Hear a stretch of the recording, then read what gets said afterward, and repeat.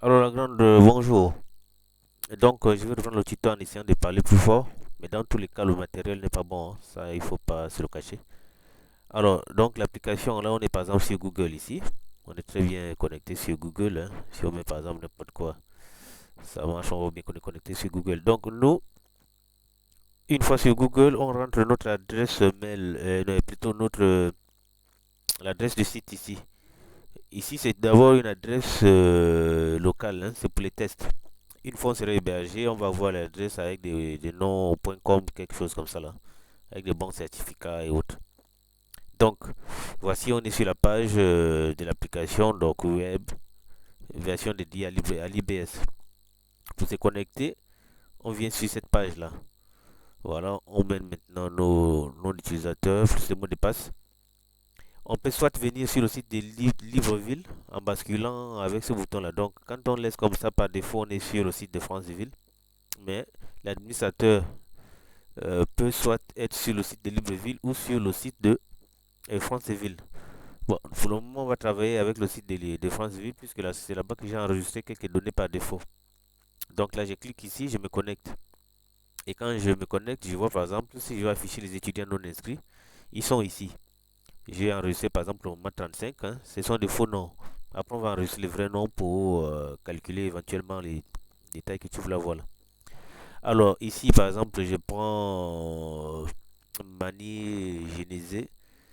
Licence 1, 806 000 scolarité à payer. Il part chercher ce montant sur la grille tarifaire. C'est cette grille tarifaire, voilà pourquoi en fait au début il faut commencer par ça et ensuite on ne touche plus. On ne touche plus parce que on va commencer à faire nos enregistrements. Donc si j'enregistre un paiement pour cet étudiant, voilà, je vais par exemple mettre le montant, on va dire 200 000. Voilà, scolarité. Le logiciel ne peut pas dépasser le montant. Donc c'est-à-dire si je fais par exemple une erreur de frappe en mettant 2 millions ici, il va tout de suite me répondre en disant que le montant saisi est supérieur au montant à payer. Le montant à payer est égal à 806 000. Parce qu'il a déjà vu que le montant maximal à payer, c'est 806 000. Voilà. 200 000, ça doit passer. On enregistre. Et ce qu'on va voir, c'est que déjà, il nous sort le reçu automatiquement. Donc, on n'aura plus vraiment trop besoin des reçus qu'on imprime là et autres, puisque tout sera sauvegardé sur la base de données. À nous, chaque fois, de travailler seulement ici. Alors on a le logo de l'IVS, on a le reçu de Mamini Genzel, filière, le montant, montant en lettres 200 000, motif scolarité, total de la scolarité 806 000, cumul de la scolarité 200 000, reste à payer scolarité. Donc nous, on peut imprimer ce reçu directement ici.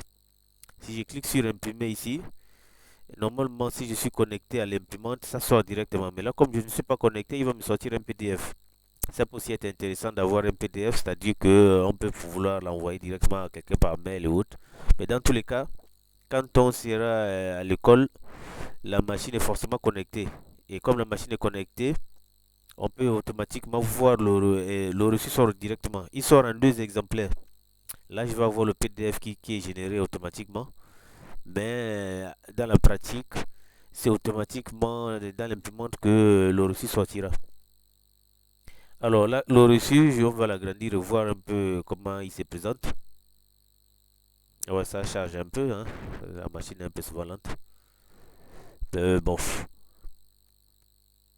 donc on attend que le reçu se charge.